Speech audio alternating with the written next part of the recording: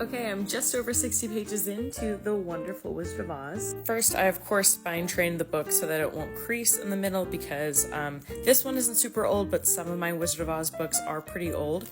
And then I also created an annotating system. I might add some more to it later.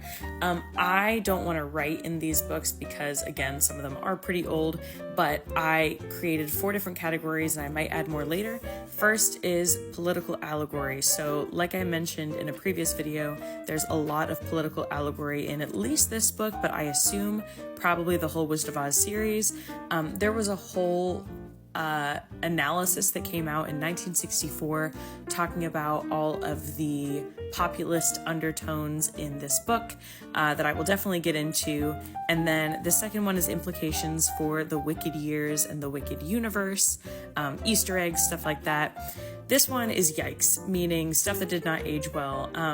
While L. Frank Baum did have some anti-capitalist things, some opinions, mindsets that were fairly progressive, he also was racist, so that will be when that comes up.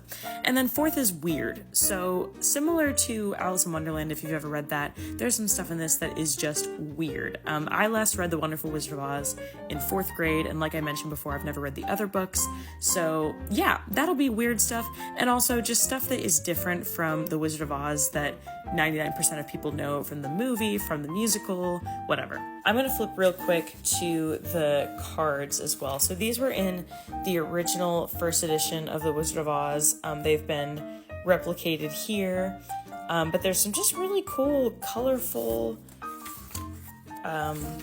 cards here.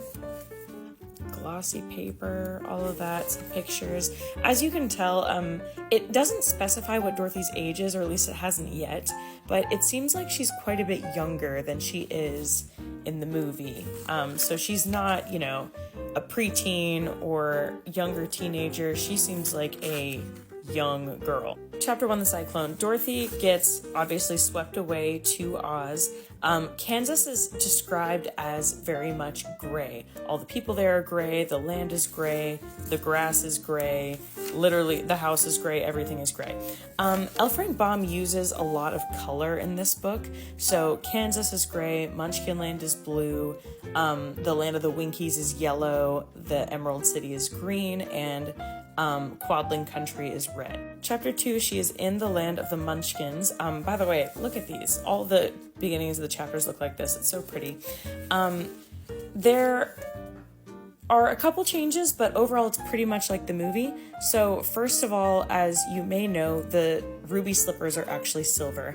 This is because a lot of The Wizard of Oz is about the silver standard, how reverting to just the gold standard, not having silver backing currency, was hurting farmers and the common people in the US. And so a big part of the populist movement was advocating for the return of the silver standard. That is why the shoes are silver. That is why she is marching along in silver shoes on the yellow gold brick road to the Emerald City, which is Washington, D.C., to push that platform up to Washington. Another major change is that Glinda is not the witch that comes to see her here. It is the Witch of the North, but Glinda is canonically the Witch of the South in these books.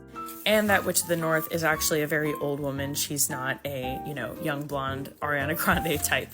We progress through here and we get to Dorothy saving the Scarecrow. So the Scarecrow is actually meant to represent farmers, mostly in the Midwest. Now, here's the interesting thing though, right? You might think, oh wow, that's pretty crappy that he's talking about the farmers having no brains. But I read a couple articles just catching myself up on the political allegory with this before starting this book. And one interpretation that I saw that I agree with after reading this chapter is that the Scarecrow actually does have brains. He just believes that he doesn't because he keeps getting told that he's stupid over and over and over.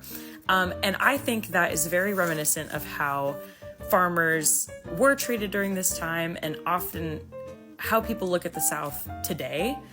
Even though this isn't specifically referencing the South, it's just referencing farmers. But I do think that there are a lot of very, very intelligent people who maybe don't have a college education, but are, like the Scarecrow, very well spoken and very intelligent. But again, society, politicians are assuming that, well, these people are dumb and therefore discrediting their arguments when they are being presented to Washington. I hope that was coherent. Anyway, they keep going through the forest and eventually they encounter the Tin Woodman. And this is the last part that I read. More beautiful pictures. So they get to the Tin Woodman. The Tin Woodman represents industrial and factory workers, mostly on the East Coast, which is where Munchkinland is. And the reason that he's made of tin, it's pretty sad. It's because he was trying to marry a girl in Munchkinland, and this girl lived with an old woman who was her mother or grandmother. This old woman did not want her to move out, and so she went to the Wicked Witch of the East and asked her to curse this man so that he would not marry this young maiden in Munchkinland. And so the Wicked Witch of the East made his axe slip and cut off one limb at a time, starting with his legs and then going to his arms, his head, and eventually his torso. After he lost every single one, he had them replaced by tin versions.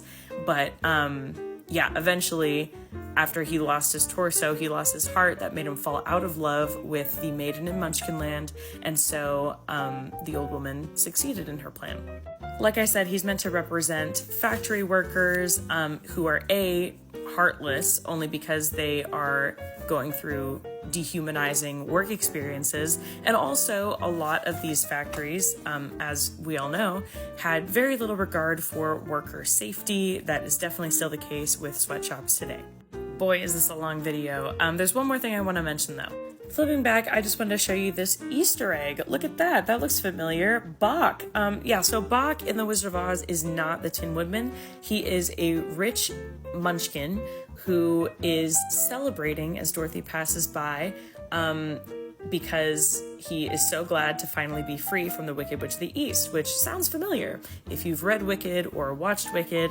But yes, he is not the Tin Woodman canonically, even though he is in the musical and maybe in the book. It's been a while since I read the book. I promise the other ones won't be as long, but I had a lot to explain. Bye, see you tomorrow.